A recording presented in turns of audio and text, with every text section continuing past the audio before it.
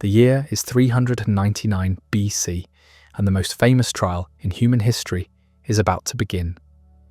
In a cramped Athenian courtroom, 500 jurors will decide the fate of a man who never wrote a single word, never conquered a city, never accumulated wealth or power. Yet this barefoot philosopher will become more influential than Alexander the Great, more enduring than the Parthenon itself. His name is Socrates, and today we embark on the complete journey of his extraordinary life. Picture this: you're walking through the bustling agora of ancient Athens.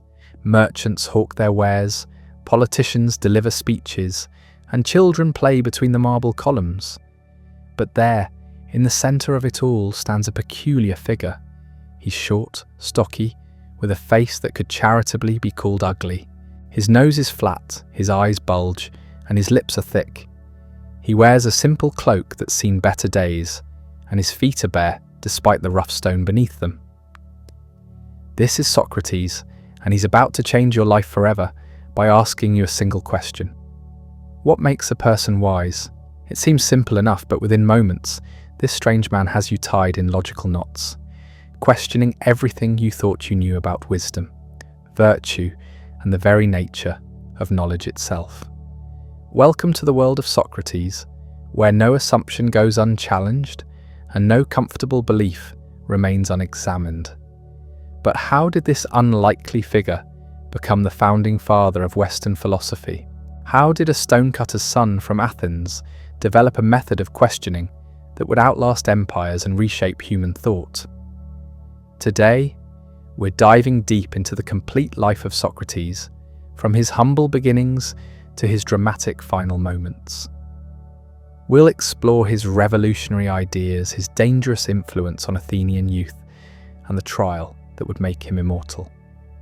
By the end of this journey, you'll understand why this man who claimed to know nothing changed everything we think we know about thinking itself. Let me give you a glimpse of what's coming. We'll witness Socrates' birth during Athens' golden age, follow him through the devastating Peloponnesian War, and watch him develop the method that would make him both beloved and despised. We'll meet his brilliant student Plato, encounter his shrewish wife Xanthippe, and discover how his strange divine voice guided his every decision.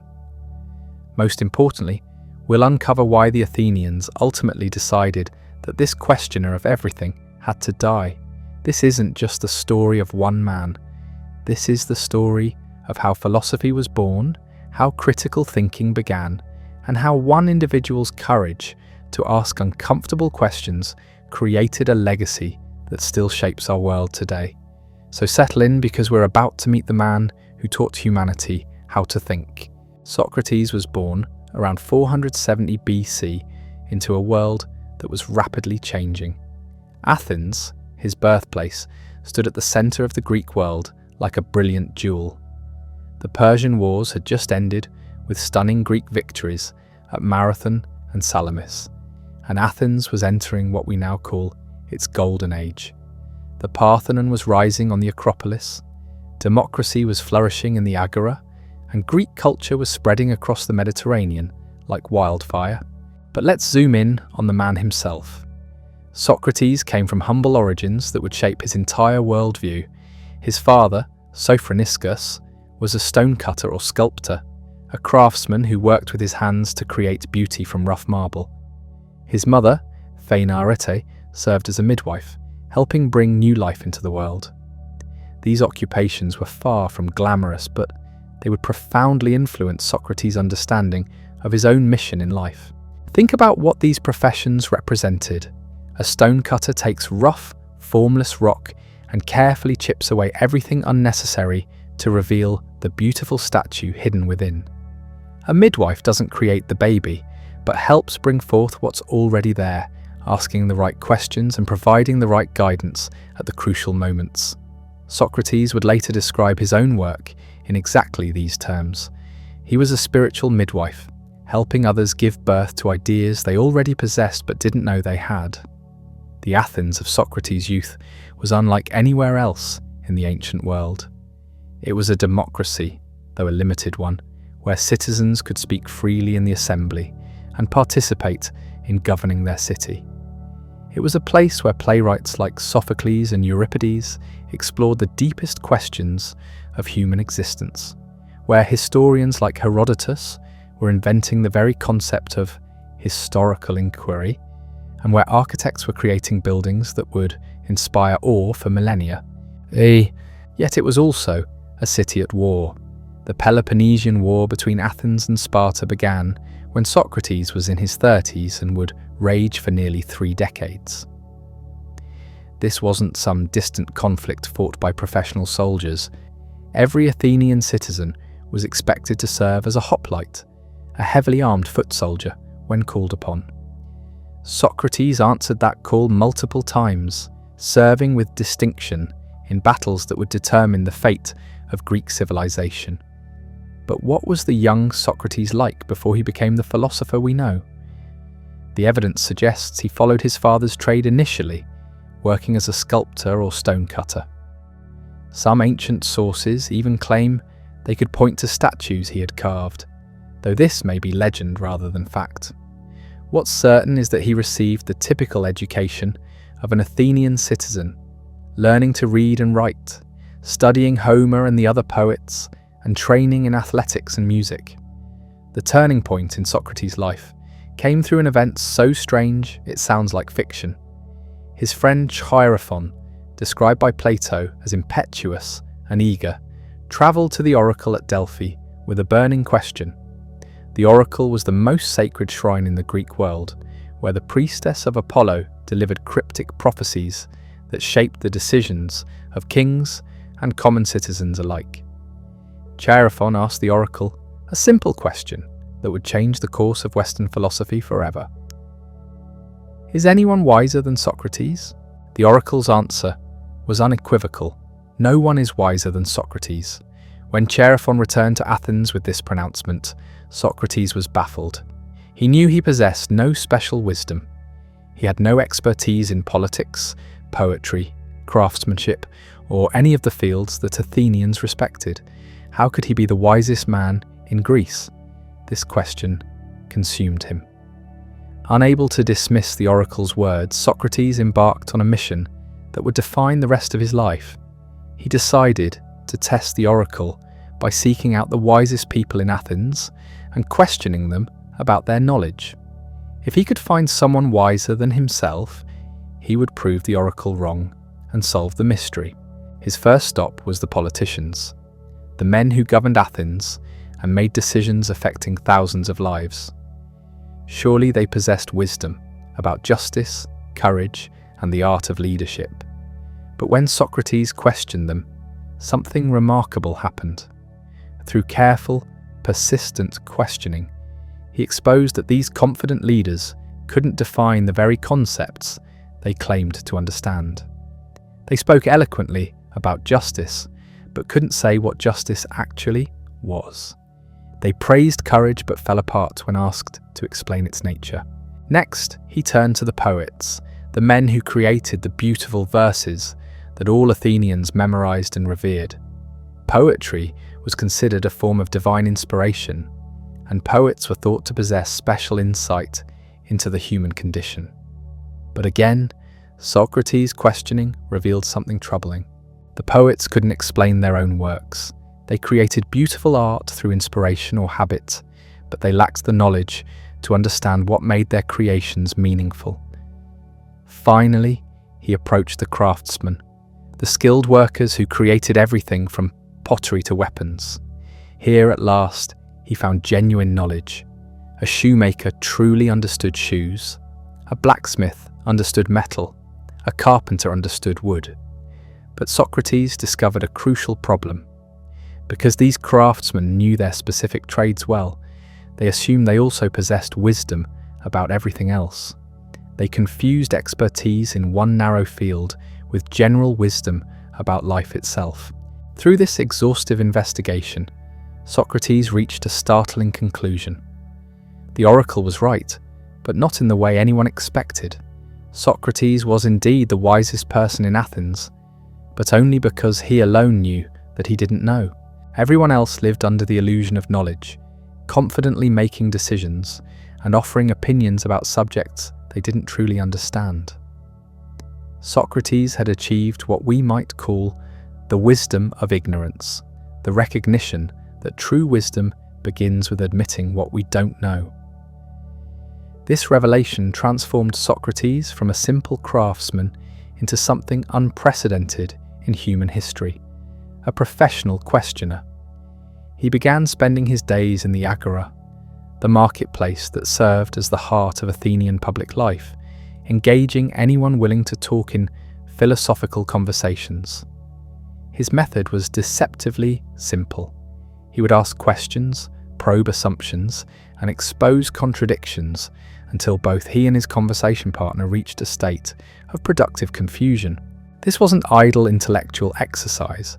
Socrates believed that the unexamined life is not worth living.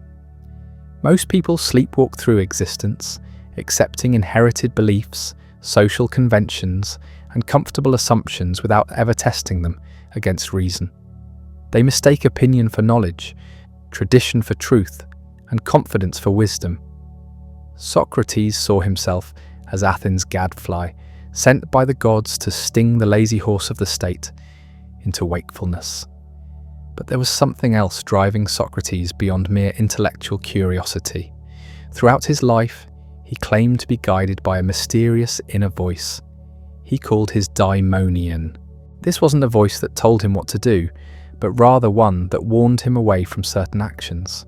When he was about to make a mistake or pursue the wrong course, the voice would intervene with a divine prohibition.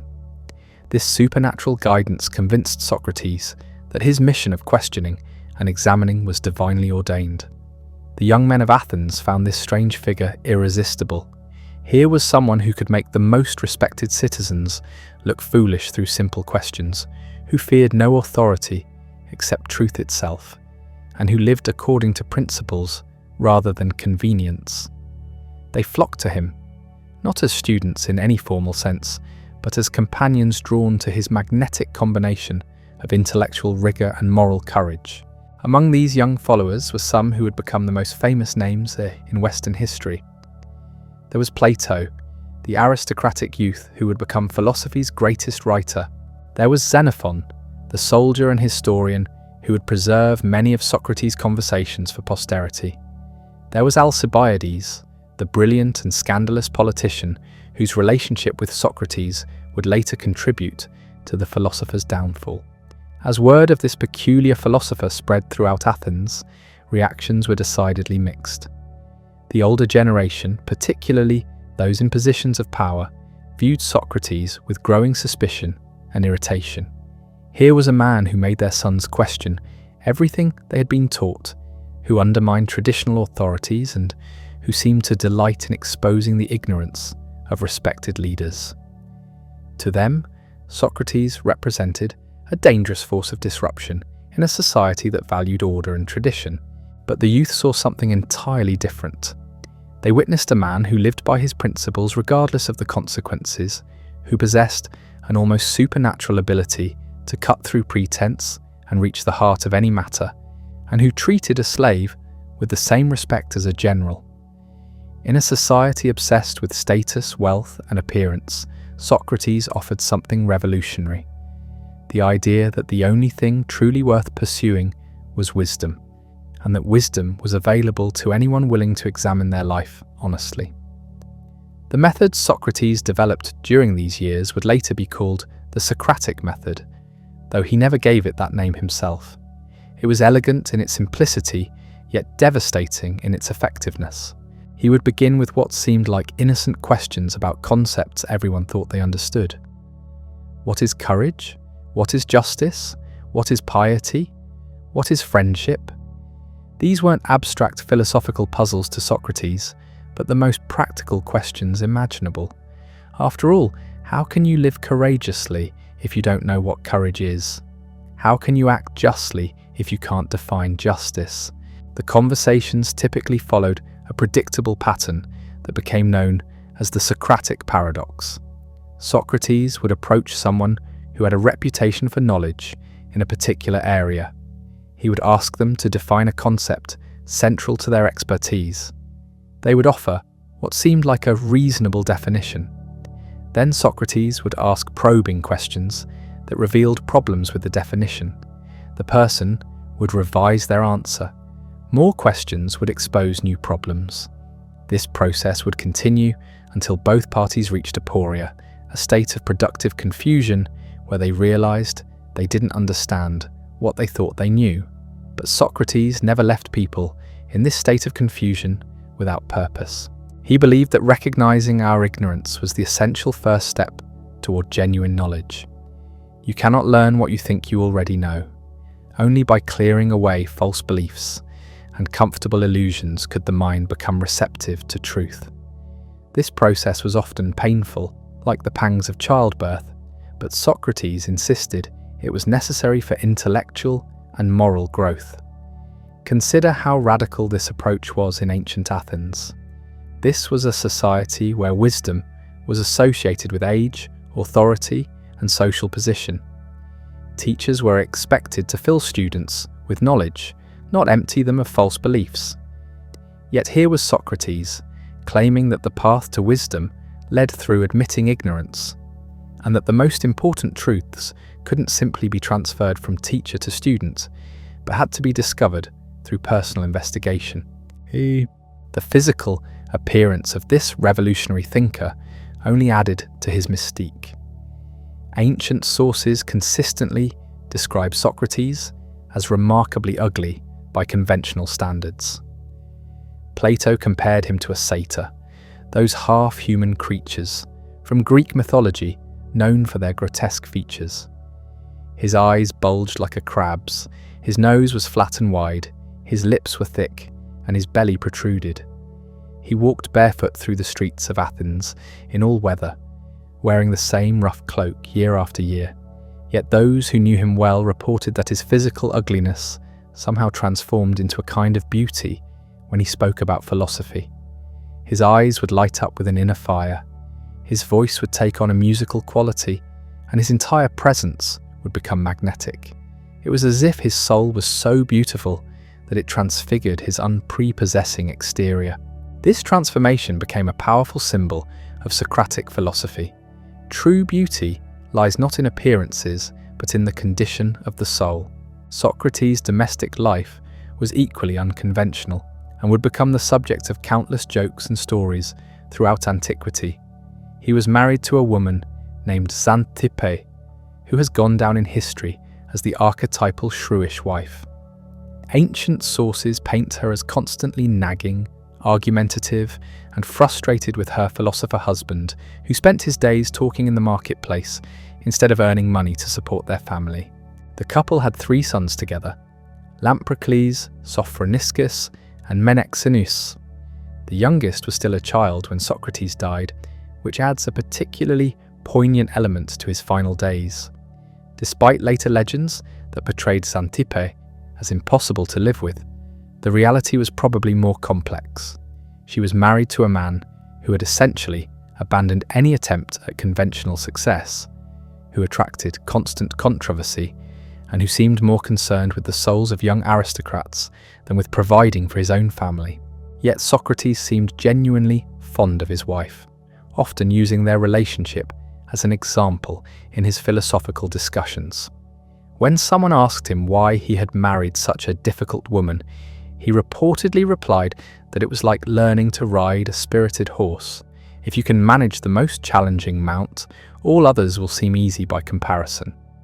This wasn't necessarily a compliment to Xanthippe, but it revealed Socrates' tendency to find philosophical lessons in every aspect of life. The question of how Socrates supported himself and his family remains one of the mysteries of his biography. Unlike the sophists, those professional teachers who charged substantial fees for their instruction, Socrates never took money for his philosophical conversations. He insisted that wisdom couldn't be bought or sold, that it was a divine gift freely given and freely shared. This principled stance earned him respect from some quarters, but also contributed to his family's poverty.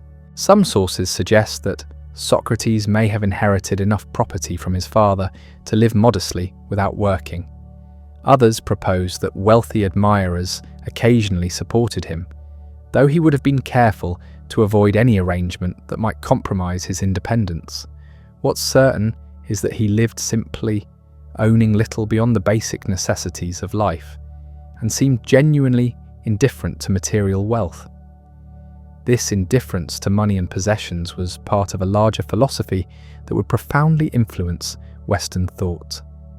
Socrates believed that the soul was far more important than the body, that virtue was more valuable than wealth, and that it was better to suffer injustice than to commit it. These weren't just abstract principles for him, but lived convictions that guided every decision he made. His commitment to these ideals would be tested repeatedly as Athens descended into the chaos and brutality of the Peloponnesian War. The conflict between Athens and Sparta wasn't just a struggle between two city-states, but a clash between two different ways of organizing society. Athens represented democracy, commerce, naval power, and intellectual freedom. Sparta embodied oligarchy, military discipline, land-based power, and conservative tradition. As the war dragged on year after year, it began to corrupt both sides. Athens, once proud of its democratic ideals and respect for justice, became increasingly imperial and brutal in its treatment of allies and enemies alike. The famous Melian dialogue, recorded by the historian Thucydides, captures this moral deterioration perfectly. When the tiny island of Melos tried to remain neutral in the conflict, Athens demanded submission, with the chilling logic that the strong do what they can and the weak suffer what they must. Socrates served as a hoplite in several major battles during this devastating conflict. At Potidaea in 432 BC, he reportedly saved the life of young Alcibiades, carrying the wounded man to safety and ensuring that Alcibiades received the honours for bravery that were rightfully his. At Delium in 424 BC, when the Athenian army was routed and soldiers fled in panic, Socrates maintained his discipline and helped cover the retreat, walking calmly while others ran. These military experiences revealed another side of Socrates' character. He wasn't simply an abstract thinker who lived in the realm of ideas. He was a citizen who fulfilled his duties to the state, a soldier who faced death with the same calm courage he displayed in philosophical discussions. His fellow soldiers noted his extraordinary endurance, his ability to go without food or sleep when necessary, and his complete indifference to physical discomfort. But it was during these war years that Socrates also began to attract the attention and suspicion of Athenian authorities. Some of his closest associates were becoming involved in increasingly controversial political activities. Alcibiades, his most famous disciple, was brilliant but utterly without scruples, switching sides between Athens and Sparta as it suited his ambitions. Critias, another member of Socrates' circle, would later become one of the notorious 30 tyrants who terrorized Athens after its defeat. These associations would eventually prove dangerous for Socrates, but during the war years, his reputation remained largely intact.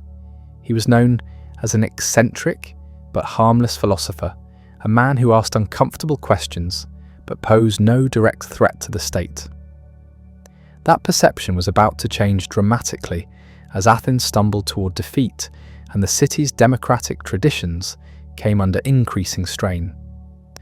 The war was reshaping not just Athens' external circumstances, but its internal character as well.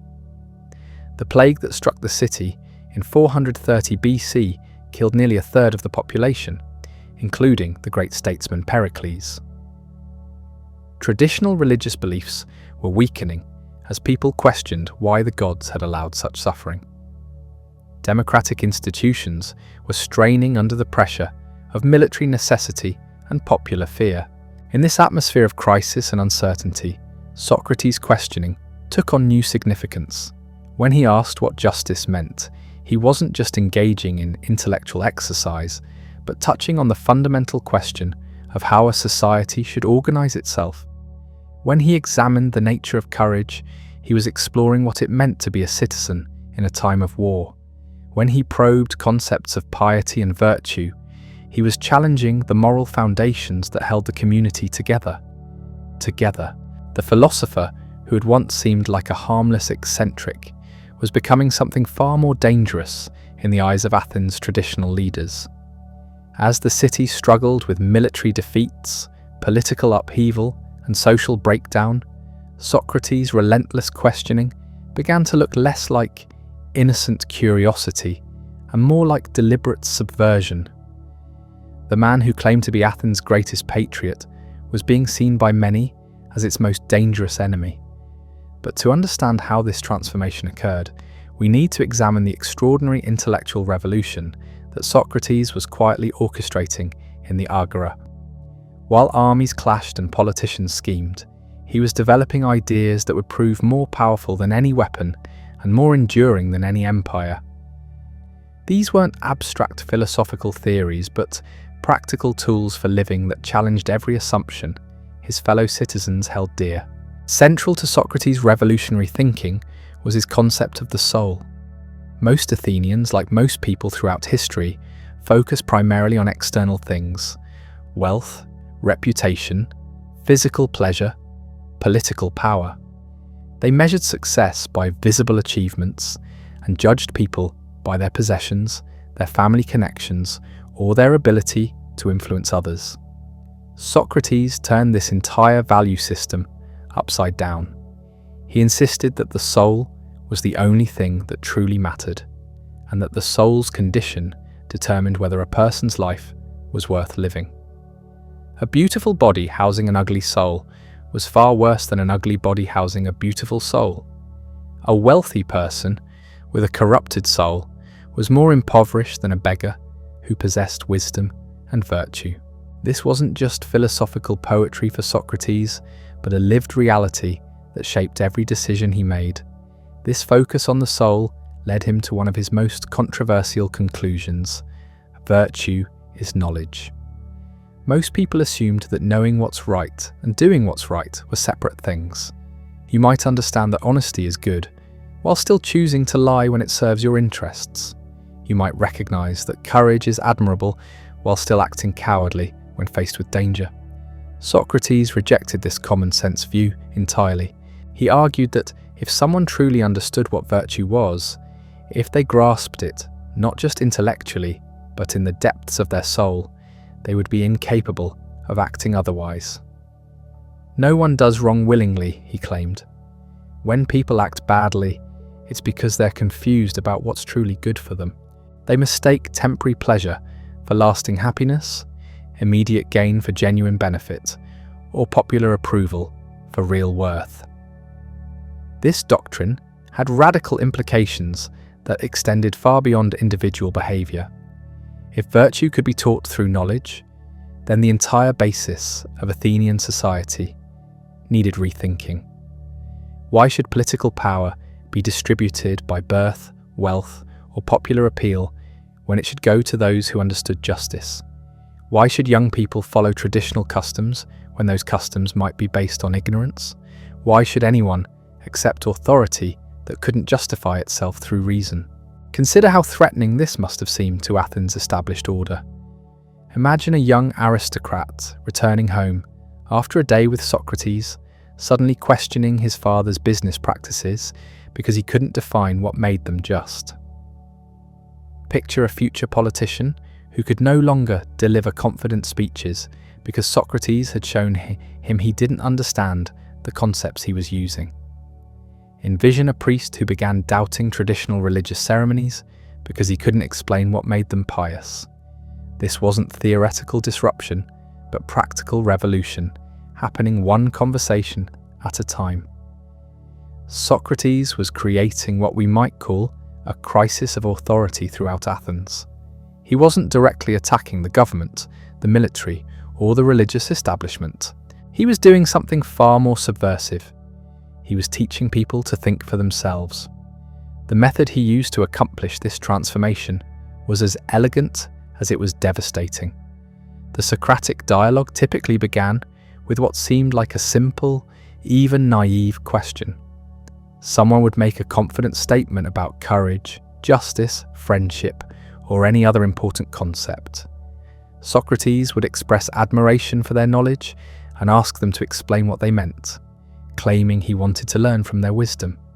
His conversation partner, flattered by the attention and confident in their understanding, would offer a definition.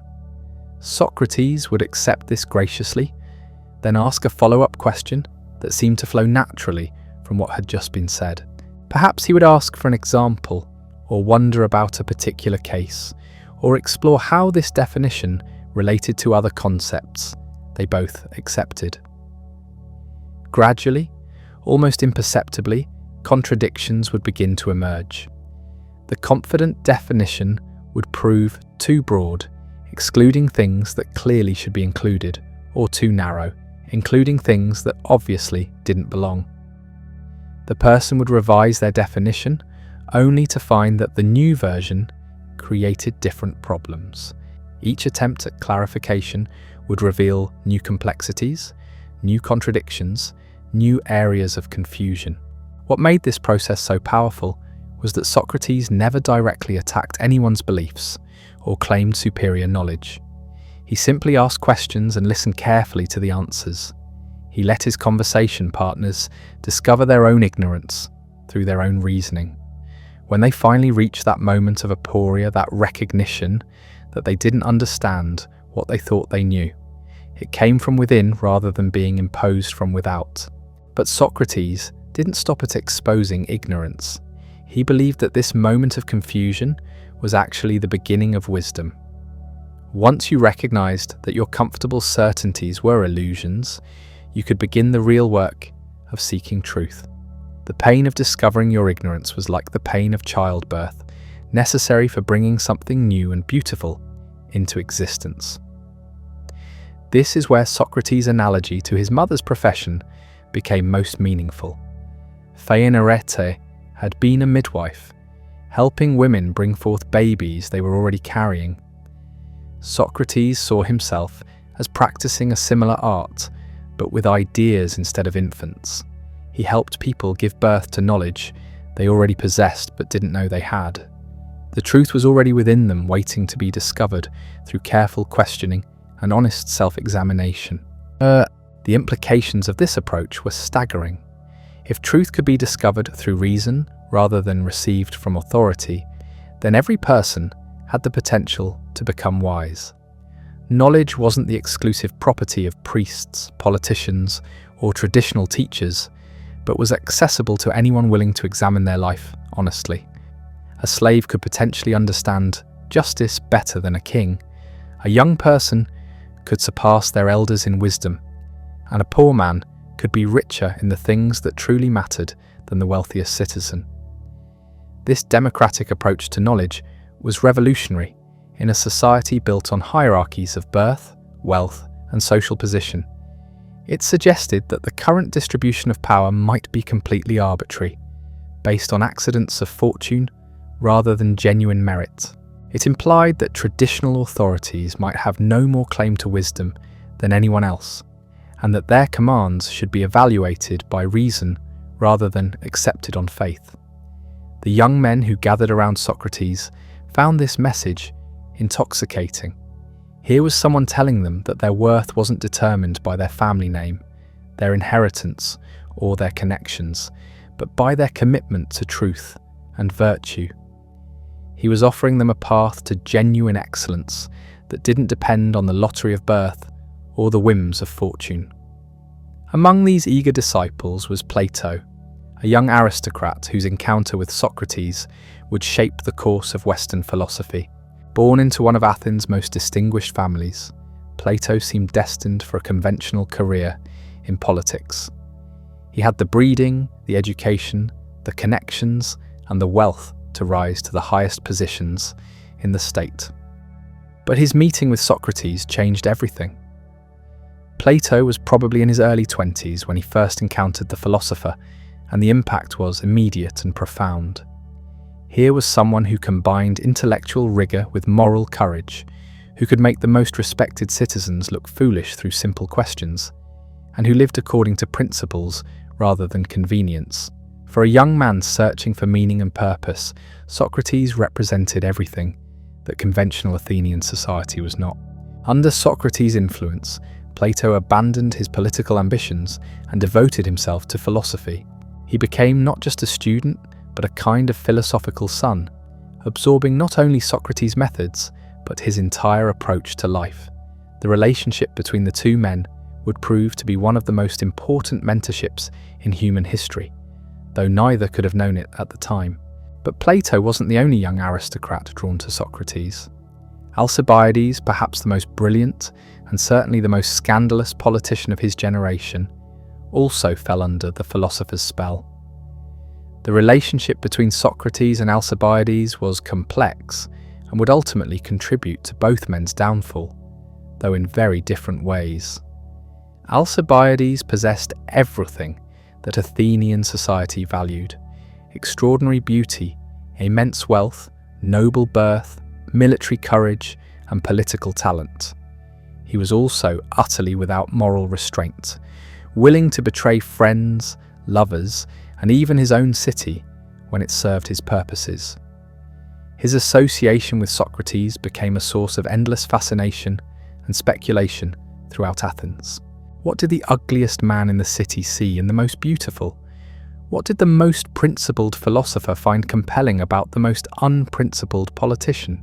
The answer seems to lie in Socrates' belief that even the most corrupted soul contained a spark of divine reason that could potentially be awakened.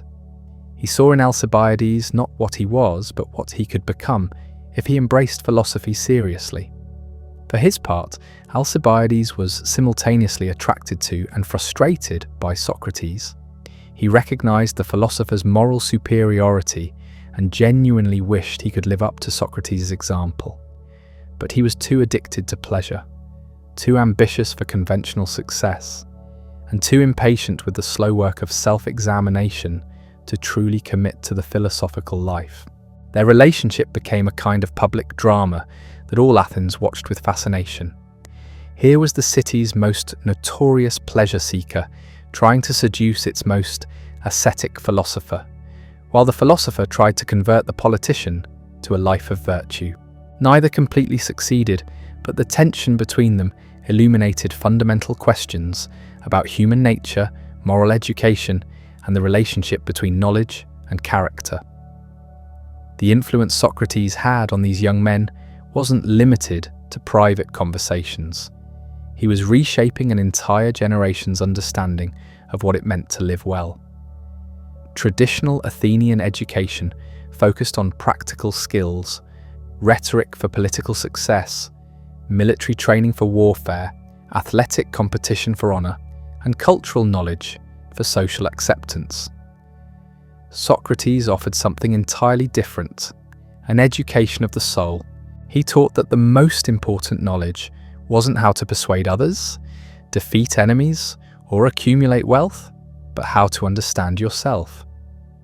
The famous inscription at the Oracle of Delphi read, "Know thyself," and Socrates made this ancient wisdom the foundation of his entire philosophy. You cannot live well if you don't understand your own nature, your own desires, your own capabilities, and your own limitations. This self-knowledge wasn't achieved through introspection or meditation, but through dialogue and questioning. You discovered who you were by testing your beliefs against reason, by examining your assumptions in conversation with others, and by constantly challenging yourself to think more clearly and live more consistently. The philosophical life was an active social endeavor that required both intellectual courage and moral commitment.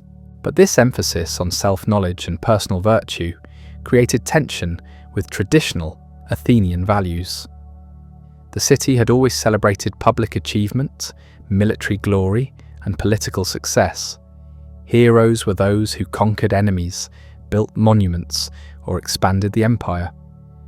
Socrates was suggesting that the real heroes were those who conquered themselves, who built character rather than buildings, and who expanded understanding rather than territory. This wasn't just a difference in priorities, but a fundamental challenge to the entire social order.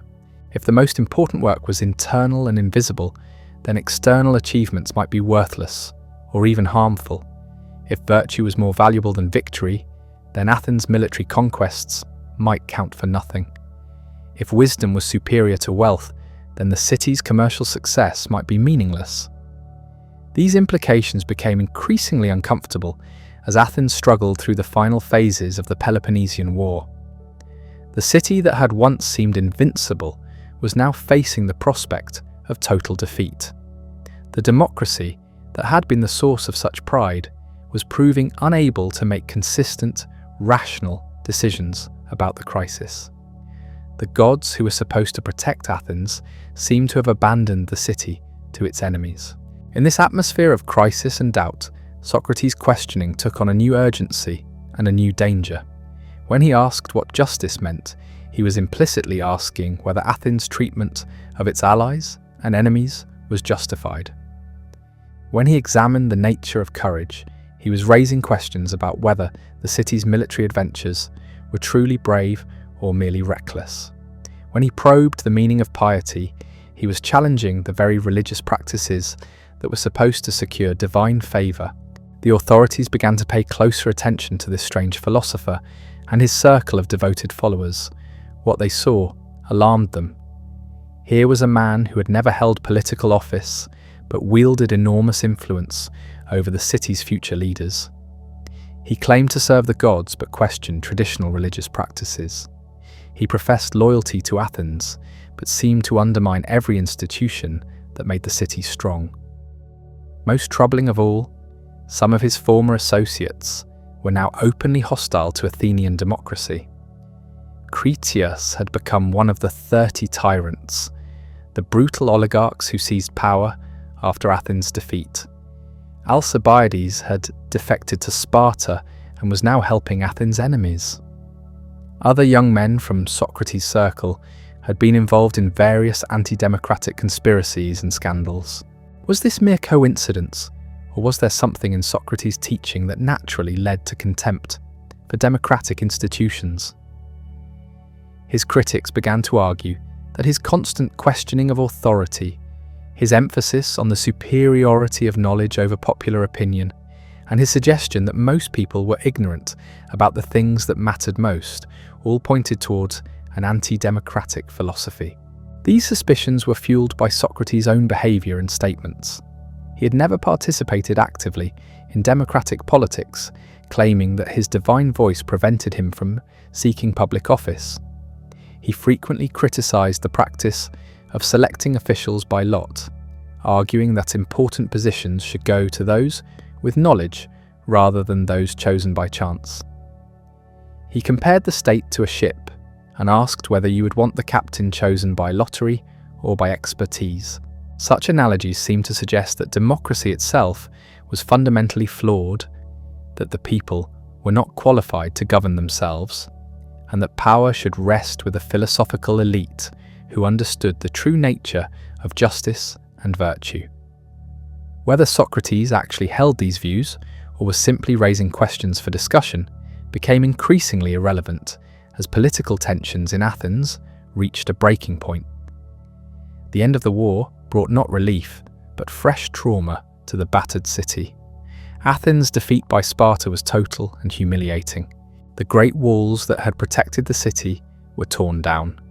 The mighty fleet was reduced to a handful of ships, and the empire that had stretched across the Aegean was dissolved.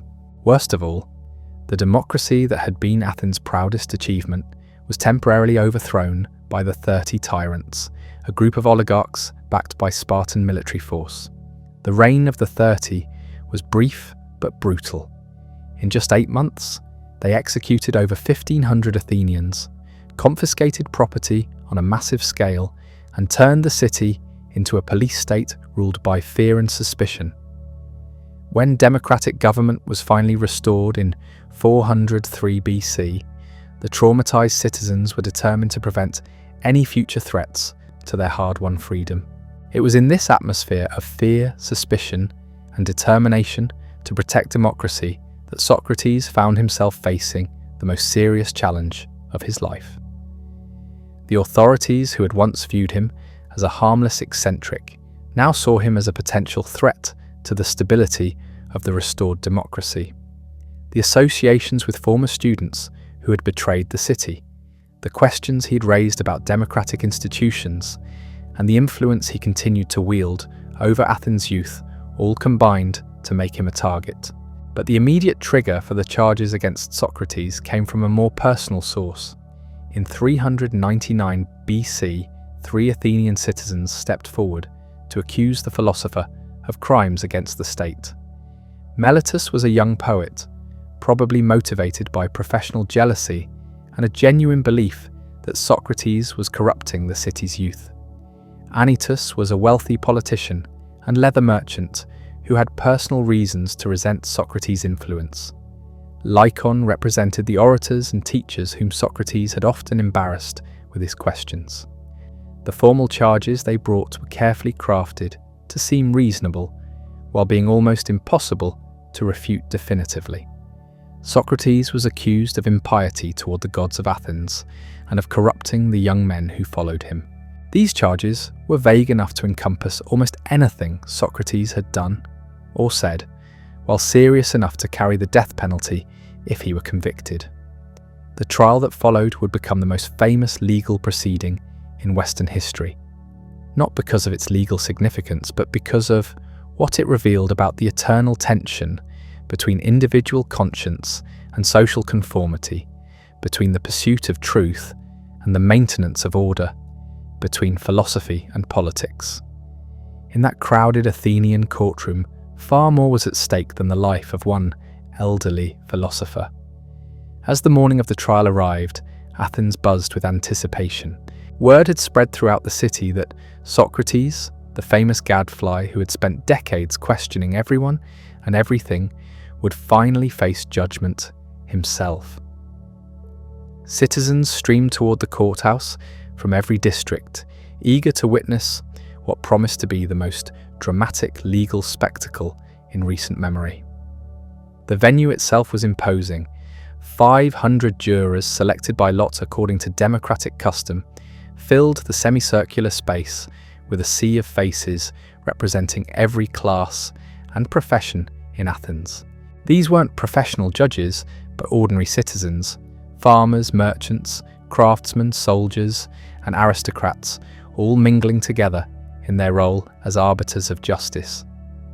The noise was overwhelming as hundreds of conversations echoed off the stone walls, creating a din that would have intimidated most defendants. But Socrates seemed remarkably calm as he entered this hostile environment.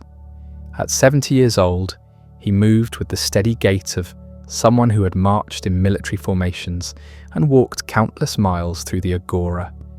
His appearance remained as unconventional as ever. While most defendants dressed in their finest clothes and brought family members to evoke sympathy, Socrates wore his usual simple cloak and carried himself with quiet dignity. The prosecution spoke first, as was customary in Athenian courts. Meletus, the young poet who served as the primary accuser, delivered what he clearly hoped would be a devastating indictment.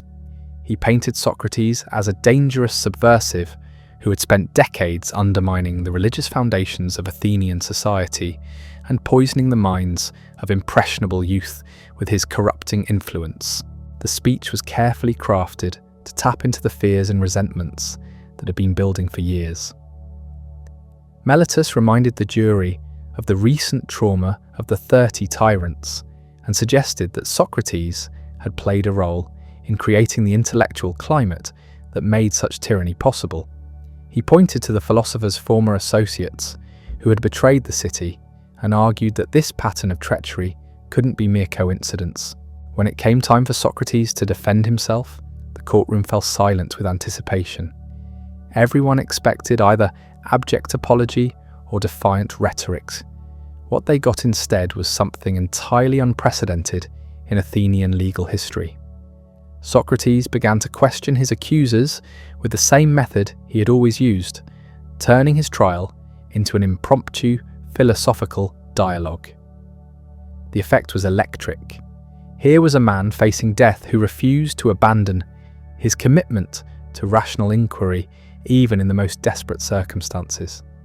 He systematically dismantled the charges against him, not through emotional appeals or technical legal arguments, but by exposing the logical contradictions in the prosecution's case.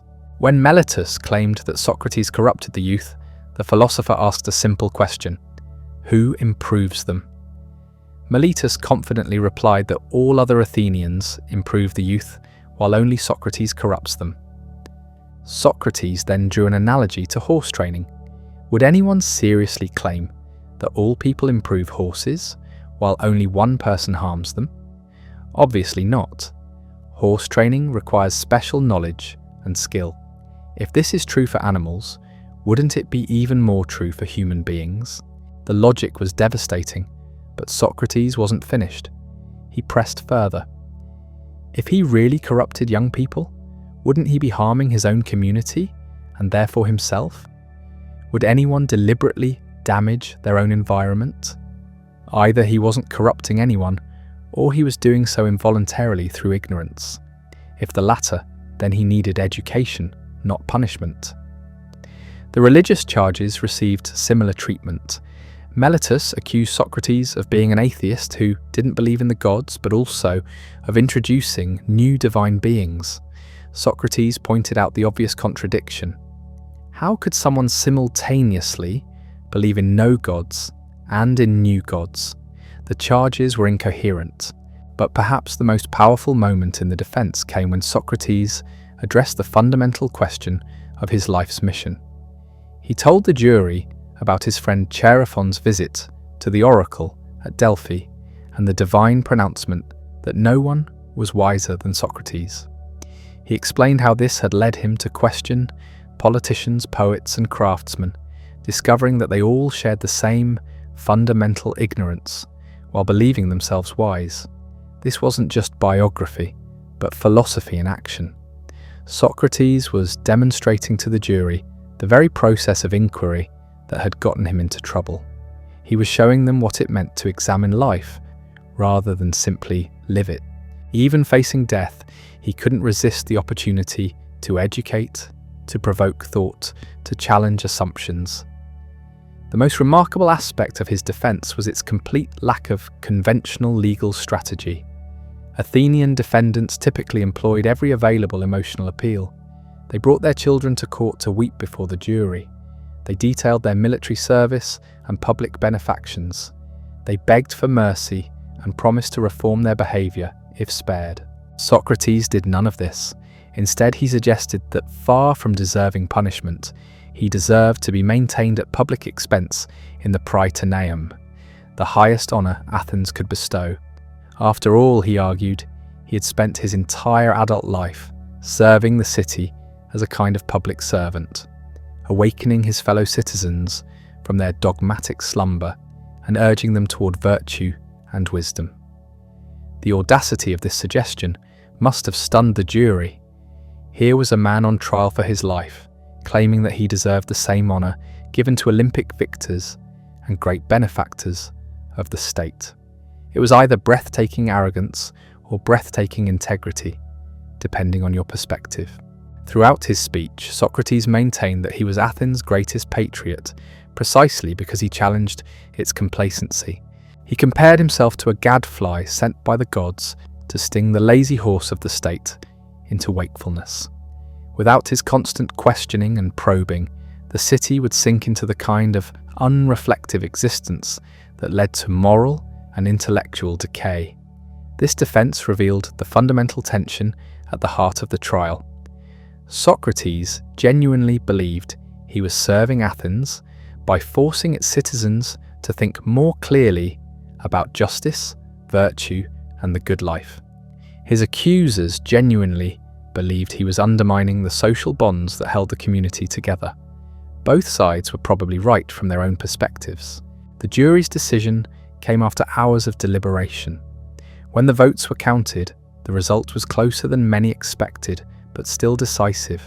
280 jurors voted for conviction, while 220 voted for acquittal.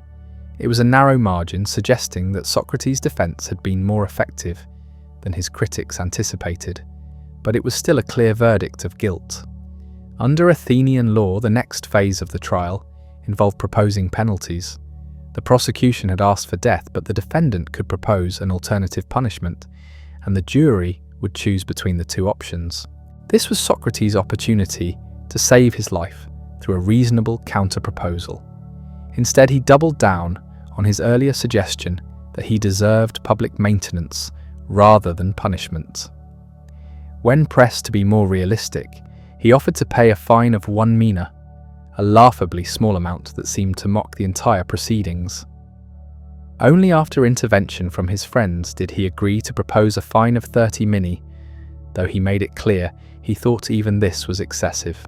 The jury was not amused by what appeared to be continued contempt for their authority and the seriousness of the charges. When they voted on the penalty, the margin for death increased significantly. 360 jurors now voted for execution, meaning that 80 men who had initially voted for acquittal now decided that Socrates' attitude during the penalty phase proved he deserved to die. The sentence was death by hemlock, a relatively humane method of execution that involved drinking a poison made from the hemlock plant. The condemned would gradually lose sensation in their extremities as the poison worked its way upward through their body, eventually reaching the heart and lungs. It was considered a dignified way to die, befitting a citizen rather than a slave or foreigner. But the execution couldn't take place immediately. A religious festival honouring Apollo was underway, and Athenian law prohibited executions during sacred periods. The ship that had been sent to Delos to commemorate the god would need to return before Socrates could be put to death. This delay would last 30 days, giving the condemned philosopher a final month to reflect on his life and prepare for whatever lay beyond death. During this period, Socrates remained in prison, but was allowed to receive visitors. His friends came daily, some bearing desperate plans for escape that he consistently refused to consider. His family visited as well, though these meetings were apparently so emotional that he asked for his wife and young son to be taken home early on his final day. The conversations during these final weeks, later recorded by Plato, revealed a man completely at peace with his fate. Socrates spent his time doing what he had always done, engaging in philosophical dialogue, questioning assumptions, and exploring the deepest mysteries of existence. If anything, the approach of death seemed to intensify his commitment to the examined life. He used his remaining time to explore questions that had always fascinated him. What happens after death? Is the soul immortal? How should one face the unknown? These weren't abstract intellectual puzzles for Socrates, but the most practical questions imaginable, since he would soon know the answers firsthand. His friends found his calm acceptance almost supernatural. Here was a man who had been condemned to death by his own city, who was leaving behind a wife and young children, who was being forced to abandon the philosophical mission that had given his life meaning. Yet he seemed more interested in understanding the nature of death than in lamenting his fate. This extraordinary equanimity in the face of death became one of the most powerful aspects of the Socratic legacy. He demonstrated that philosophy wasn't just an intellectual exercise, but a way of life that could sustain someone through the ultimate test. His courage wasn't the physical bravery he had shown as a soldier, but moral courage of the highest order. The prison conversations also revealed the depth of affection between Socrates and his followers. These weren't merely students attending lectures, but friends who had been transformed by their relationship with the philosopher. They had watched him live according to his principles for decades, and now they were witnessing the ultimate test of those principles. Some tried to argue that he had a moral obligation to escape if possible, that his death would harm his friends and family more than his life would benefit them. Others suggested that accepting an unjust sentence was itself unjust, that he owed it to truth and philosophy to preserve himself for continued service. Socrates listened to all these arguments with his characteristic patience and attention, but he remained unmoved. He had spent his entire adult life arguing that it was better to suffer injustice than to commit it, and he wasn't about to abandon that principle now. Escaping from prison would violate his agreement with the laws of Athens, even if those laws had been unjustly applied in his case. More fundamentally, he believed that death might actually be a blessing rather than a curse. If death was simply a dreamless sleep, then it would be peaceful rest after a long life of labour. If death was a journey to another realm where he could continue questioning the great figures of the past, then it would be the ultimate philosophical adventure. This perspective on death reflected Socrates' deepest convictions about the nature of reality and human existence. The body was temporary and vulnerable, subject to pain, illness, and eventual decay. The soul, if it existed at all, belonged to a different order of reality altogether.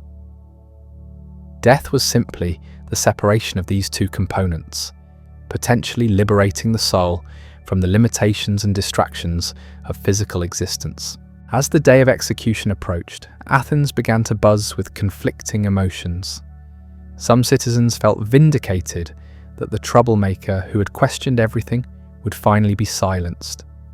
Others began to have second thoughts about executing a man whose only crime seemed to be asking uncomfortable questions. Still others worried that the city was making a terrible mistake that would haunt its reputation for generations to come. The ship from Delos finally returned on a bright spring morning in 399 BC. The execution could now proceed according to law. As word spread through the city, people began gathering near the prison, some hoping for last-minute drama, others simply wanting to witness the end of an era. Inside the prison, Socrates spent his final hours, much as he had spent the previous decades, in philosophical conversation with friends. The discussion that morning focused on the immortality of the soul, with Socrates presenting several arguments for why death might not be the end of existence, but rather a transition to something better. When the jailer arrived with the cup of hemlock, Socrates received it with perfect composure. He asked if he could pour a libation to the gods, but was told there was only enough poison for the required dose.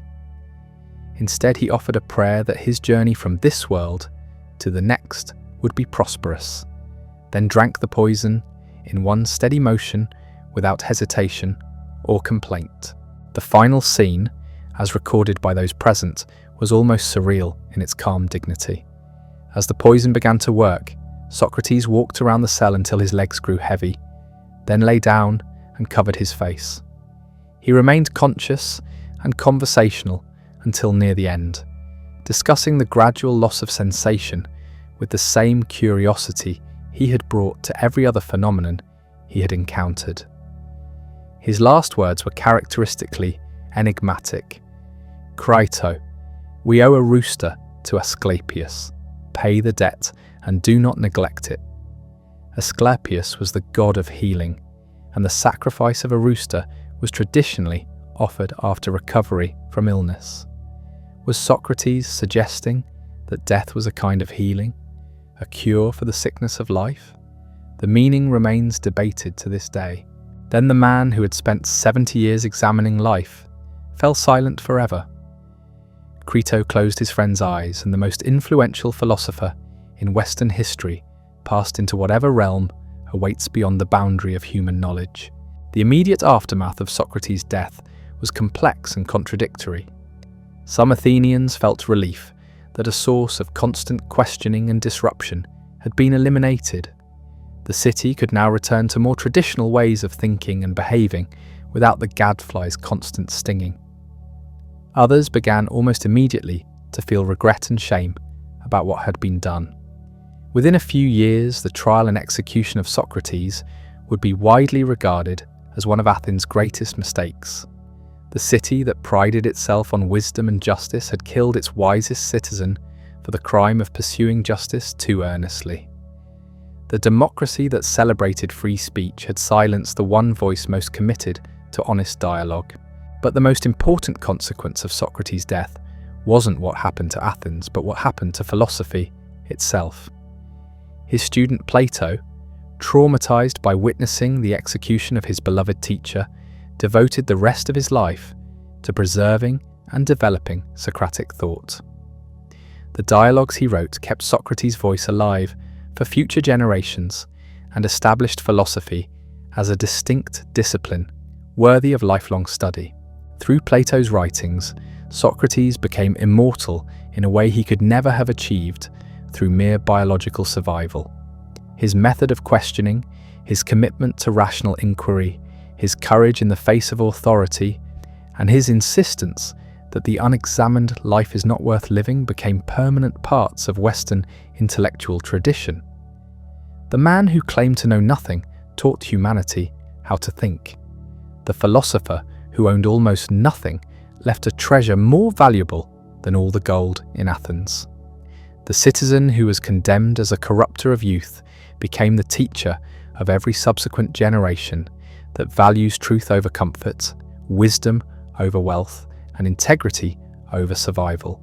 Today, 24 centuries after his death, Socrates remains more alive than most people who still breathe.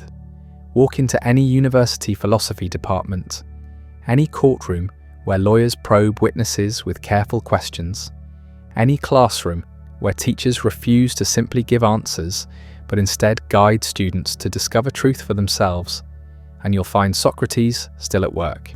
His influence didn't end with Plato's devoted preservation of his memory. The ripple effects of that one life, that one method, that one commitment to questioning everything, spread outward in ways that transformed civilization itself. But to understand how a barefoot philosopher from ancient Athens became the invisible architect of modern thought, we need to trace the extraordinary journey his ideas took through history. The Socratic method didn't remain locked in ancient texts. It became the foundation of legal reasoning, scientific inquiry, and educational practice throughout the Western world. Every time a lawyer cross-examines a witness, they're using Socratic questioning to expose inconsistencies and reveal truth. Every time a scientist designs an experiment to test a hypothesis, they're following the Socratic principle of subjecting beliefs to rigorous examination. Every time a teacher asks students to think rather than simply memorize, they're practicing the art Socrates perfected in the Agora. But the reach of Socratic influence extends far beyond these obvious applications. The very concept of individual conscience, the idea that each person has both the right and the responsibility to think for themselves, traces directly back to that prison cell where Socrates chose death rather than compromise his principles. When later philosophers, religious reformers, and political revolutionaries stood up to authority in the name of higher truth, they were walking in footsteps first traced by the man who drank the hemlock. Consider what Socrates actually accomplished in his 70 years of life. He wrote nothing, built nothing, conquered nothing, accumulated nothing. By conventional measures of success, he was a complete failure. He lived in poverty, married badly, neglected his family responsibilities, and died as a convicted criminal. Yet his impact on human thought proved more lasting than the achievements of kings, generals, and empire builders whose names are now forgotten. This paradox would have delighted Socrates himself. Here was the ultimate proof of his central teaching, that appearances deceive, that conventional values are often upside down, and that true worth has nothing to do with external circumstances. The man who seemed to accomplish nothing accomplished everything that mattered. His influence on subsequent philosophy was immediate and profound. Plato took his teacher's method and created a complete philosophical system around it. The academy that Plato founded in Socrates' honor became the first university, establishing the model for higher education that persists today. Students came from across the Mediterranean world to learn the art of questioning that Socrates had perfected. But Plato wasn't the only student to carry forward the Socratic legacy. Xenophon preserved different aspects of his teacher's personality and method in his own writings. Other followers established competing schools that emphasized various elements of Socratic thought. The Cynics focused on his indifference to material possessions and social conventions. The Stoics adopted his emphasis on virtue as the only true good. The Skeptics developed his confession of ignorance into a complete philosophical position. Each of these schools claimed to be the true heir to Socratic wisdom, and in a sense, each was right. Socrates had been so rich and complex a figure that different followers could legitimately emphasize different aspects of his teaching. The method was flexible enough to support multiple interpretations while remaining recognizably Socratic in its commitment to rational inquiry and moral seriousness. As Greek culture spread throughout the Mediterranean world, following Alexander the Great's conquests, Socratic ideas traveled with it. Roman intellectuals like Cicero encountered Greek philosophy and adapted it to their own practical concerns. The Socratic emphasis on virtue and rational inquiry appealed to Roman sensibilities, even if the Romans were less interested in pure theoretical speculation than their Greek predecessors. When Christianity began to spread throughout the Roman Empire, it encountered a world already shaped by Socratic thought. Early Christian apologists like Justin Martyr argued that Socrates had been a kind of proto-Christian, that his commitment to truth and virtue had prepared the way for the gospel. They saw his willingness to die rather than compromise his principles as prefiguring Christ's sacrifice on the cross. This wasn't mere apologetic convenience. There were genuine similarities between Socratic and Christian values that made the fusion of Greek philosophy and Christian theology almost inevitable. Both traditions emphasized the superiority of soul over body, virtue over material success, and truth over popular opinion. Both challenged followers to examine their lives honestly and live according to higher principles, regardless of worldly consequences. The medieval period saw Socratic method transformed and preserved within Christian educational institutions. The scholastic method developed in medieval universities was essentially Socratic questioning applied to theological problems. Students learned to argue both sides of complex issues, to identify contradictions in apparently authoritative texts, and to think through problems systematically, rather than simply accepting traditional answers. Thomas Aquinas, the greatest of the scholastic philosophers, explicitly acknowledged his debt to Socratic method, even as he adapted it to serve Christian purposes. The careful distinction-making, the systematic examination of objections, and the patient working through of logical difficulties that characterized scholastic thought all reflected Socratic influence filtered through centuries of development. When the Renaissance brought renewed interest in classical learning, scholars rediscovered the original Socratic texts with fresh eyes. They found in Socrates a model of intellectual independence and moral courage that seemed to speak directly to their own concerns about authority, tradition, and individual judgment. Renaissance humanists saw themselves as reviving the Socratic mission of awakening humanity from dogmatic slumber. The Protestant Reformation, in its own way, represented a massive application of Socratic principles to religious authority. When Martin Luther challenged the Catholic Church's claim to exclusive interpretation of Scripture, when he insisted that individual believers could and should read the Bible for themselves, when he declared that conscience bound by God's word could not be coerced by human authority, he was acting in profoundly Socratic ways. The scientific revolution that transformed European thought in the 16th and 17th centuries was deeply indebted to Socratic method. Scientists like Galileo, Kepler, and Newton didn't simply accept traditional explanations of natural phenomena, but subjected them to systematic questioning and empirical testing. The scientific method itself was essentially Socratic questioning applied to the natural world. Francis Bacon, often called the father of experimental science, explicitly acknowledged the connection between scientific inquiry and Socratic method. He argued that natural philosophy needed to abandon its reliance on ancient authorities and instead question nature directly through careful observation and experimentation.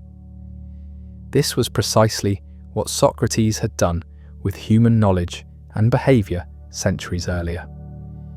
The Enlightenment philosophers of the 18th century saw themselves as completing the work Socrates had begun.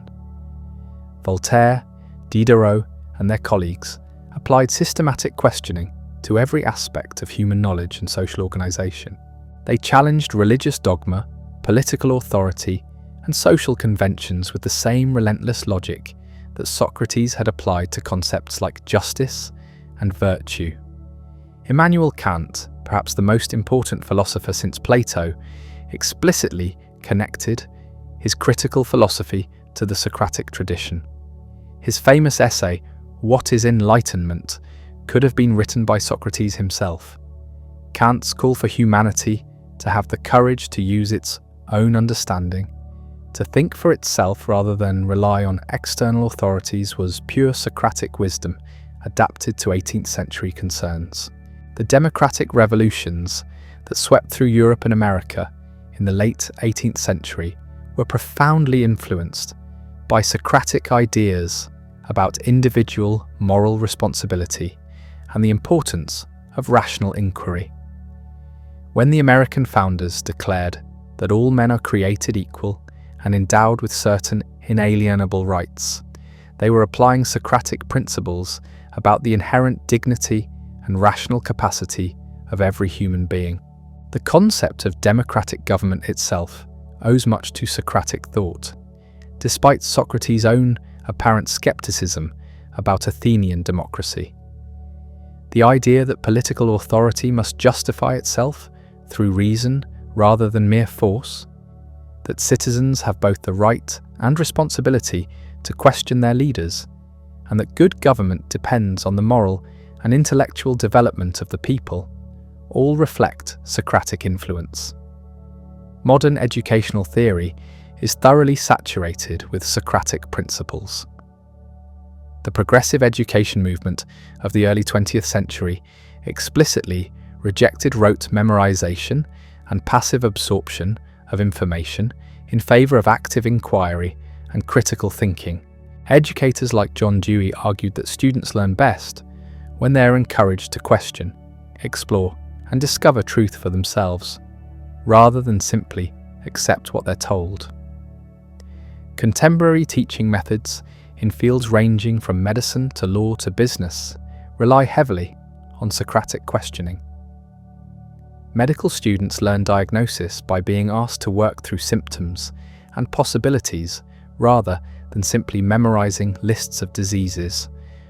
Law students develop legal reasoning skills by being challenged to defend and critique different interpretations of cases and statutes. Business students learn problem solving by being presented with complex scenarios that require careful analysis rather than simple application of formulas. The therapeutic techniques developed by modern psychology also show clear Socratic influence. Cognitive behavioral therapy, one of the most effective forms of psychological treatment, essentially uses Socratic questioning to help patients identify and challenge the distorted thinking patterns that contribute to their problems. Therapists don't simply tell patients what's wrong with their thinking, but guide them through a process of self-discovery remarkably similar to what Socrates practiced in the Agora. Even in our digital age, Socratic principles remain relevant and powerful. The internet has made vast amounts of information available to anyone with access to a computer, but it has also made the ability to think critically about that information more important than ever. In a world of fake news, conspiracy theories, and information overload, the Socratic skills of careful questioning, logical analysis, and intellectual humility are essential for navigating complexity and uncertainty.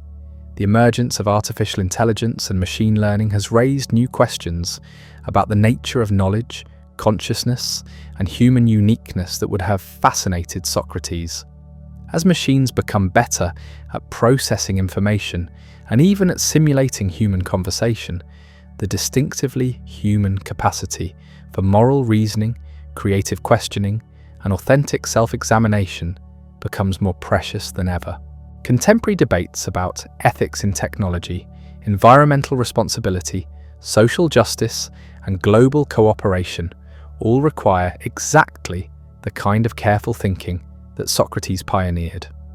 When we ask what obligations we have to future generations, what rights artificial intelligences might possess, or how to balance individual freedom with collective responsibility, we're engaging in fundamentally Socratic inquiries.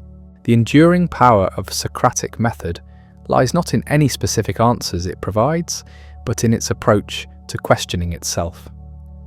Socrates showed us that the most important questions don't have easy answers, that wisdom begins with acknowledging our ignorance, and that the examined life is the only one worth living. These insights remain as relevant today as they were 24 centuries ago. But perhaps the most remarkable aspect of Socrates' legacy is how it continues to inspire individuals to stand up for their principles despite enormous pressure to conform.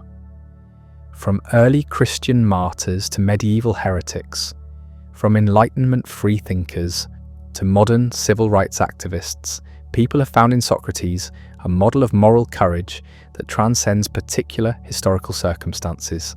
When Galileo refused to recant his scientific discoveries despite threats from the Inquisition, when Thomas More chose execution rather than compromise his religious convictions, when Henry David Thoreau went to jail rather than pay taxes supporting slavery, when Martin Luther King Jr. accepted imprisonment for challenging unjust laws, they were all following the example set by the man who drank the hemlock rather than abandon his mission of questioning and teaching.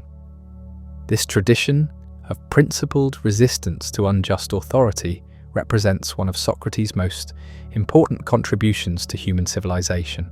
He showed that there are things more important than life itself, that individuals have the power to choose their response to circumstances beyond their control, and that moral integrity can triumph over physical force even in apparent defeat. The questions Socrates asked about justice, virtue, courage, and wisdom remain as pressing today as they were in ancient Athens. What makes a life worth living? How should we treat other people? What do we owe to our communities and to future generations? How can we distinguish between knowledge and mere opinion? These aren't just philosophical puzzles, but practical challenges that every thoughtful person must face. Modern neuroscience has confirmed what Socrates intuited, that the human brain is remarkably plastic, that our thinking patterns can be changed through practice, and that the process of questioning and examining our beliefs literally rewires our neural networks. When we engage in Socratic dialogue, we're not just exchanging ideas, but actually transforming the physical structure of our brains in ways that make us more capable of clear thinking and moral reasoning. The global challenges facing humanity in the 21st century require exactly the kind of collaborative inquiry that Socrates modelled. Climate change, technological disruption, social inequality, and cultural conflict can only be addressed through the patient work of people from different backgrounds coming together to question assumptions, examine evidence, and search for solutions that serve the common good. In our polarized political climate, Socratic method offers a path toward more productive dialogue. Instead of simply asserting our positions and attacking those who disagree, we could follow Socrates' example by asking genuine questions, listening carefully to responses, and working together to understand complex issues more deeply. This doesn't mean abandoning our convictions, but holding them more thoughtfully and being open to revision when evidence warrants it. The economic systems that govern our world would benefit from Socratic examination as well.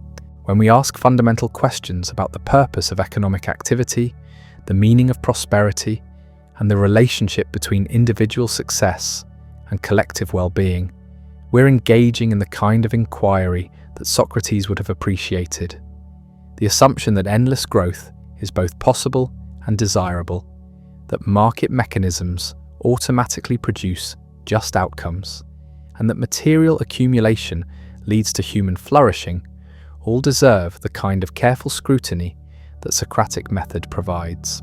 Educational institutions at every level could be transformed by taking Socratic principles more seriously.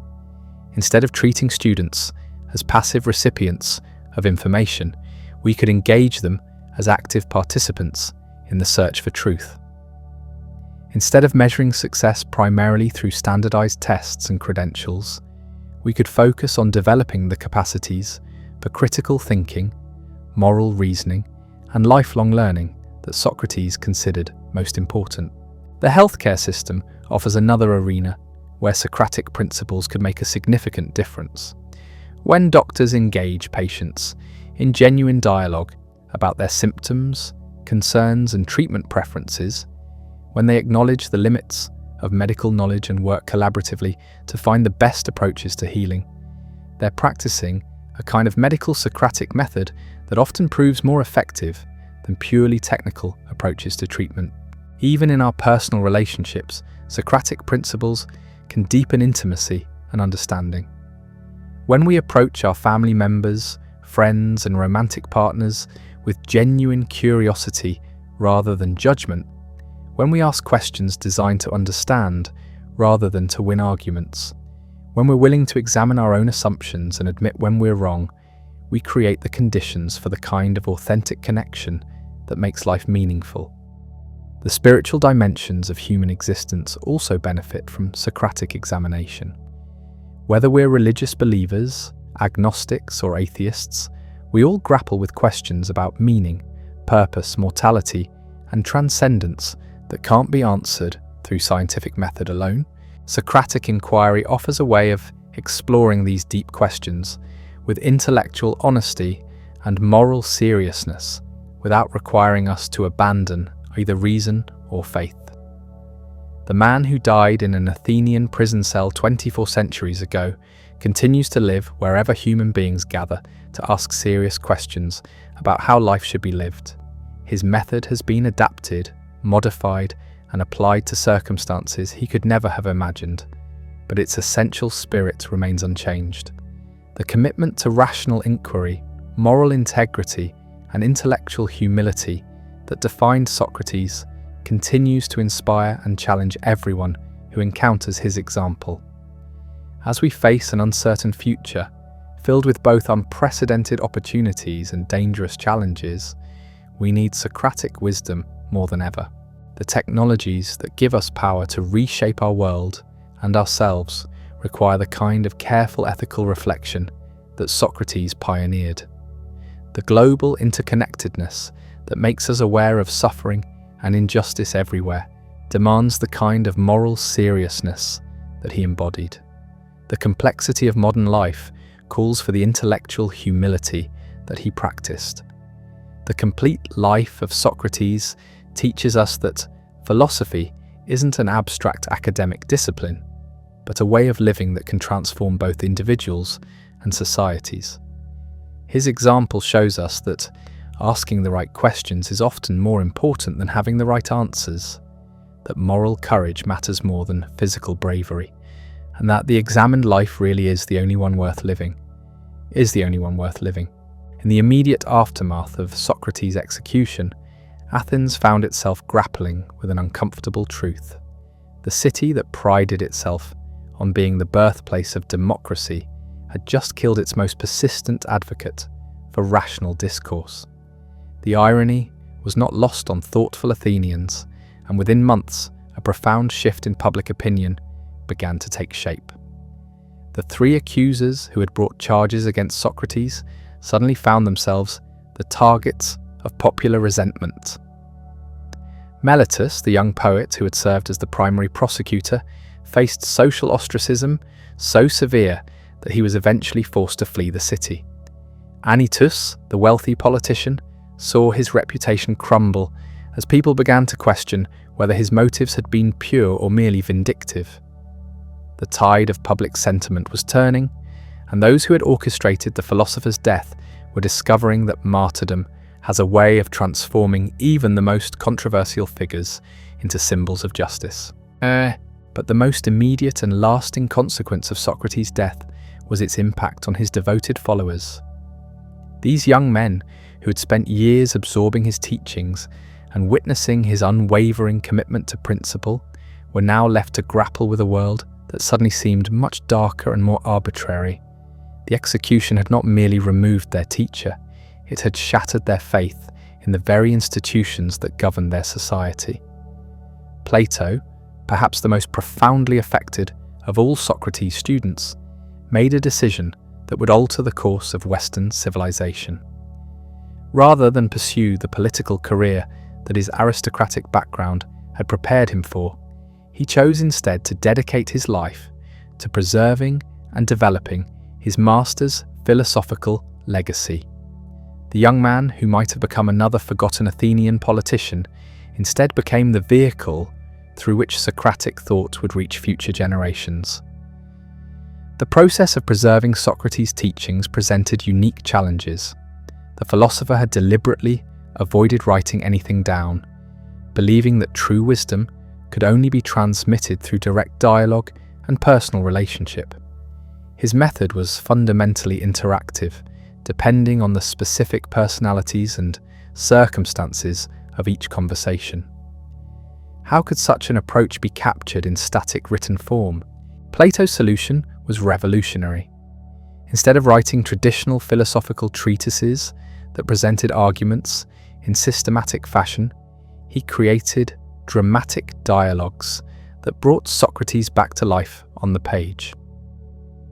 These weren't mere transcripts of actual conversations, though some may have been based on real discussions Plato had witnessed.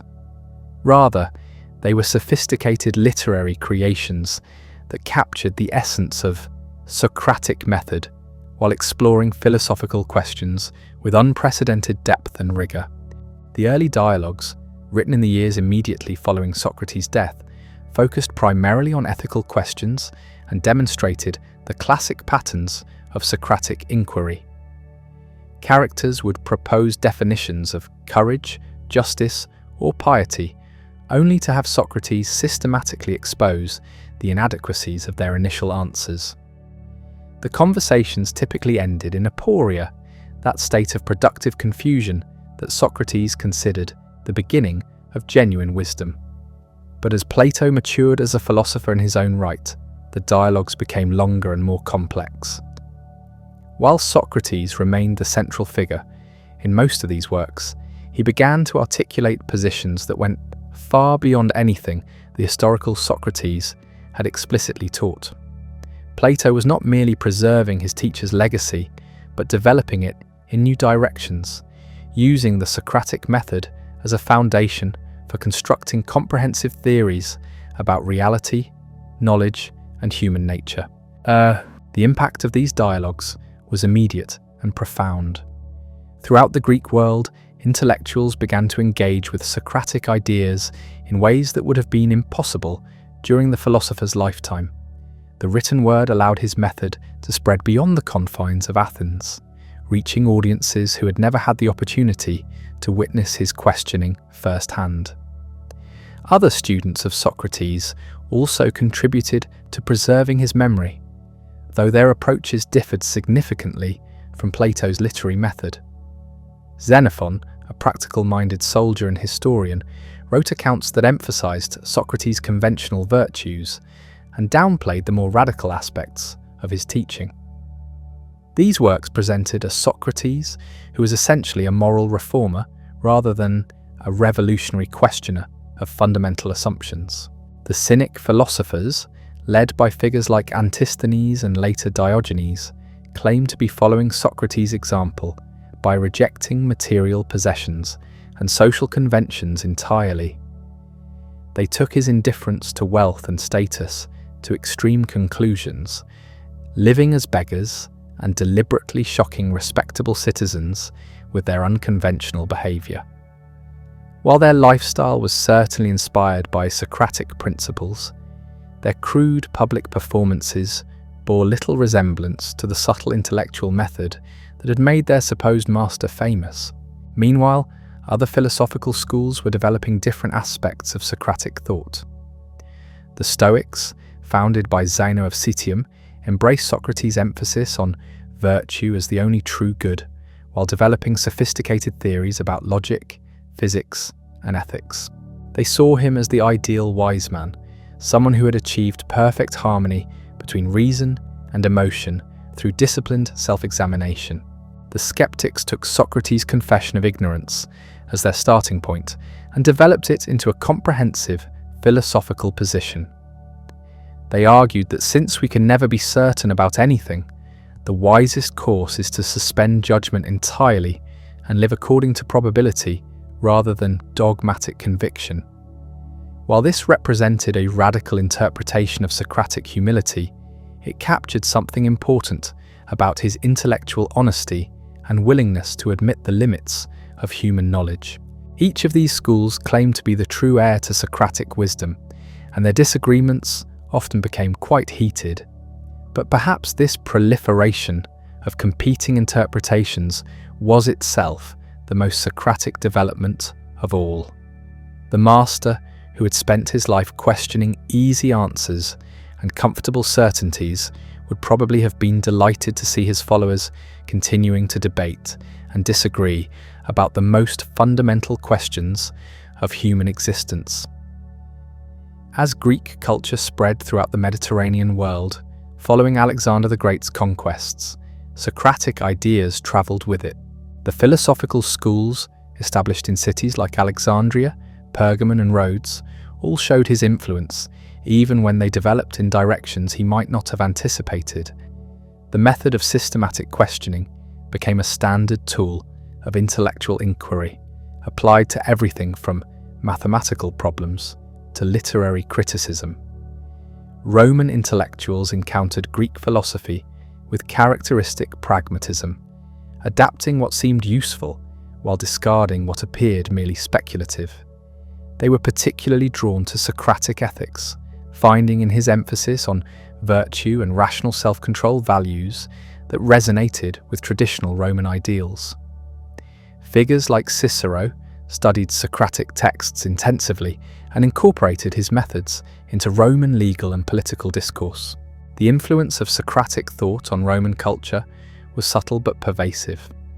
The Roman concept of dignitas, the idea that true nobility comes from character rather than birth, reflected Socratic values, even when not explicitly acknowledged. The Roman emphasis on duty and service to the state, while different from a Socratic individualism, shared his conviction that ethical principles should guide practical decisions. When Christianity began to emerge within the Roman Empire, it encountered a world already shaped by centuries of Socratic influence.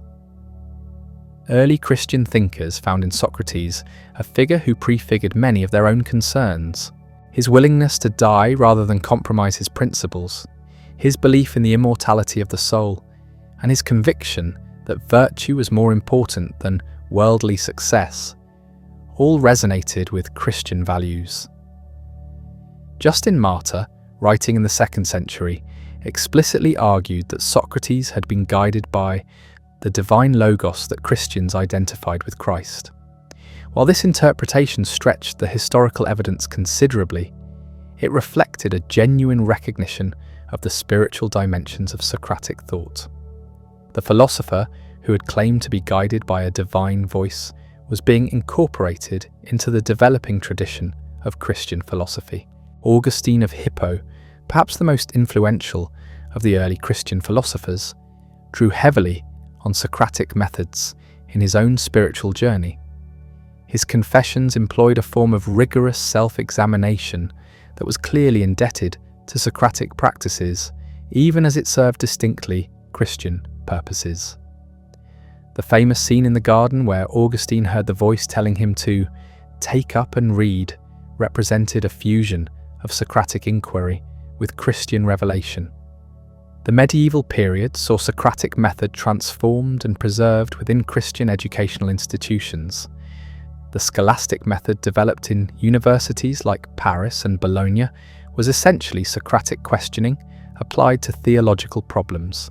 Students learned to examine authoritative texts critically, to identify apparent contradictions, and to work through complex logical problems systematically. Thomas Aquinas, the greatest of the scholastic philosophers, explicitly acknowledged his debt to Socratic method, even as he adapted it to serve Christian purposes. His Summa Theologica employed a structure that was recognizably Socratic. Questions were posed, objections were considered, authorities were cited, and systematic responses were developed. The careful distinction-making and logical rigor that characterized his work reflected centuries of Socratic influence filtered through the Christian intellectual tradition. But Socratic influence wasn't limited to formal academic settings. Medieval literature, art, and popular culture all showed traces of his impact. The tradition of courtly debate, the emphasis on rational argument in legal proceedings, and the ideal of the philosopher knight who combined intellectual and moral virtues all reflected Socratic values adapted to medieval circumstances. The Renaissance brought renewed interest in classical learning, and with it a fresh appreciation for Socratic method. Humanist scholars like Pico della Mirandola and Erasmus saw in Socrates a model of intellectual independence and moral courage that spoke directly to their own concerns about authority, tradition, and individual judgment. They were particularly drawn to his example of someone who had stood up to political and religious authorities in the name of higher truth. The Protestant Reformation represented in many ways a massive application of Socratic principles to religious authority. When Martin Luther challenged the Catholic Church's claims to exclusive interpretation of Scripture, when he insisted that individual believers could and should read the Bible for themselves, when he declared that conscience bound by God's word could not be coerced by human authority, he was acting in profoundly Socratic ways. The scientific revolution that transformed European thought in the 16th and 17th centuries was deeply indebted to Socratic method. Scientists like Galileo, Kepler, and Newton didn't simply accept traditional explanations of natural phenomena, but subjected them to systematic questioning and empirical testing. The experimental method itself was essentially Socratic questioning applied to the natural world. Francis Bacon, often called the father of modern science, explicitly connected his inductive method to Socratic inquiry. He argued that natural philosophy needed to abandon its reliance on ancient authorities and instead question nature directly through careful observation and controlled experiments. This represented a direct application of Socratic principles to the investigation of physical reality. The Enlightenment philosophers of the 18th century saw themselves as completing the work that Socrates had begun. Voltaire's critiques of religious dogma, Diderot's systematic questioning of traditional authorities, and Kant's critical examination of the foundations of knowledge all reflected Socratic influence adapted to modern concerns. They shared his conviction that human reason was capable of distinguishing truth from error if applied with sufficient rigor and honesty. Immanuel Kant's critical philosophy was explicitly connected to the Socratic tradition. His famous question, "What can I know?" was a direct descendant of Socrates' confession of ignorance. His insistence that reason must examine its own foundations before attempting to understand the world reflected the same spirit of systematic self-examination that had driven Socrates to question the oracle's pronouncement about his wisdom. The democratic revolutions that swept through Europe and America in the late 18th century were profoundly influenced by Socratic ideas about individual moral responsibility and rational inquiry. The concept that governments derive their authority from the consent of the governed, that citizens have both the right and responsibility to question their leaders, and that political institutions must justify themselves through reason rather than mere tradition, all reflected Socratic influence. But perhaps the most remarkable aspect of Socratic influence was how it continued to inspire individuals to stand up for their principles despite enormous pressure to conform. From early Christian martyrs who chose death rather than renounce their faith, to medieval heretics who challenged religious orthodoxy, to Enlightenment freethinkers who risked persecution for their ideas, people found in Socrates a model of moral courage that transcended particular historical circumstances. The man who had died in an Athenian prison rather than compromise his commitment to truth had created a template for principled resistance that would inspire countless others facing similar choices. His example showed that there are things more important than life itself, that individuals have the power to choose their response to circumstances beyond their control, and that moral integrity can triumph over physical force, even in apparent defeat. Modern psychology and neuroscience have confirmed many of Socrates' intuitions about human nature and the process of learning. Research has shown that the kind of active questioning he practiced is far more effective for developing critical thinking skills than passive absorption of information. Studies of cognitive bias have validated his suspicion that people often mistake confidence for knowledge, and that systematic self-examination is necessary to overcome the distortions that affect human judgment. The therapeutic techniques developed by modern psychology also show clear Socratic influence. Cognitive behavioral therapy, one of the most effective forms of psychological treatment, essentially uses Socratic questioning to help patients identify and challenge the distorted thinking patterns that contribute to their problems. Therapists don't simply tell patients what's wrong with their thinking, but guide them through a process of self-discovery that would have been familiar to anyone who had encountered the philosopher in the Athenian Agora. Contemporary educational theory is thoroughly saturated with Socratic principles. The progressive education movement explicitly rejected rote memorization and passive absorption of information in favor of active inquiry and critical thinking. Modern teaching methods in fields ranging from medicine to law to business rely heavily on Socratic questioning to help students develop problem-solving skills and independent judgment. But the influence of Socratic method extends far beyond formal educational settings. In our digital age, where vast amounts of information are available at the touch of a button, the ability to think critically about that information has become more important than ever. The Socratic skills of careful questioning, logical analysis, and intellectual humility are essential for navigating the complexity and uncertainty of modern life. The emergence of artificial intelligence and machine learning has raised new questions about the nature of knowledge, consciousness, and human uniqueness that would have fascinated Socrates. As machines become better at processing information and even at simulating human conversation, the distinctively human capacity for moral reasoning, creative questioning, and authentic self-examination becomes more precious than ever. The global challenges facing humanity in the 21st century require exactly the kind of collaborative inquiry that Socrates modelled. Climate change, technological disruption, social inequality, and cultural conflict can only be addressed through patient dialogue among people from different backgrounds who are willing to question their assumptions, examine evidence carefully, and search for solutions that serve the common good.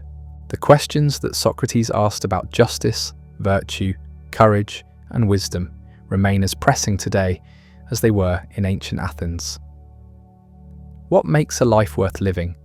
How should we treat other people? What do we owe to our communities and to future generations? How can we distinguish between knowledge and mere opinion? These aren't just philosophical puzzles, but practical challenges that every thoughtful person must face. The complete life of Socrates teaches us that philosophy isn't an abstract academic discipline, but a way of living that can transform both individuals and societies. His example shows us that asking the right questions is often more important than having the right answers, that moral courage matters more than physical bravery, and that the examined life is indeed the only one worth living. 24 centuries after his death, the barefoot philosopher from Athens continues to walk among us wherever human beings gather to ask serious questions about how life should be lived. His method has been adapted, modified, and applied to circumstances he could never have imagined, but its essential spirit remains unchanged. The commitment to rational inquiry, moral integrity, and intellectual humility that defined Socrates continues to challenge and inspire everyone who encounters his extraordinary example. In our interconnected world, where information travels at the speed of light and opinions clash in digital forums that would have astounded ancient Athenians, the Socratic approach offers something increasingly rare: a method for genuine dialogue across difference. When we encounter viewpoints that challenge our deepest convictions, when we face complex problems that resist simple solutions, when we find ourselves caught between competing values that all seem legitimate, we can turn to the example of the man who spent his life navigating exactly these kinds of intellectual and moral challenges. The corporate boardrooms where executives make decisions affecting millions of lives, the research laboratories where scientists probe the mysteries of existence, the courtrooms where lawyers seek justice through adversarial questioning, the classrooms where teachers guide students toward understanding. All of these modern institutions carry forward the work that began in an ancient marketplace, with a peculiar philosopher who refused to accept easy answers. Consider how Socratic principles might transform our approach to the most pressing challenges of our time. When we debate the ethics of genetic engineering, we're asking fundamentally Socratic questions. What does it mean to be human? What constitutes improvement versus harm? How do we balance individual choice with collective responsibility? The method that exposed the contradictions in ancient Athenian thinking about courage and justice can help us navigate the moral complexities of technologies that give us unprecedented power over life itself.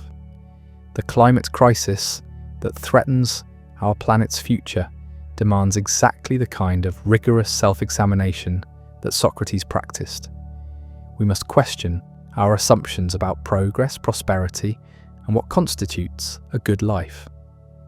We must be willing to admit that many of our comfortable beliefs about endless growth and technological solutions may be illusions as dangerous as any that Socrates encountered among the confident politicians of his day. From that dusty Athenian courtroom to the digital forums of today, Socrates' voice continues to echo through every genuine conversation about what matters most. His life reminds us that wisdom isn't found in accumulating answers, but in perfecting the art of asking better questions. The man who claimed to know nothing gave us everything we need to think clearly, live courageously, and examine our existence with unflinching honesty. In a world drowning in information, but starving for wisdom, perhaps it's time we all became students of the barefoot philosopher who drank hemlock rather than stop asking why.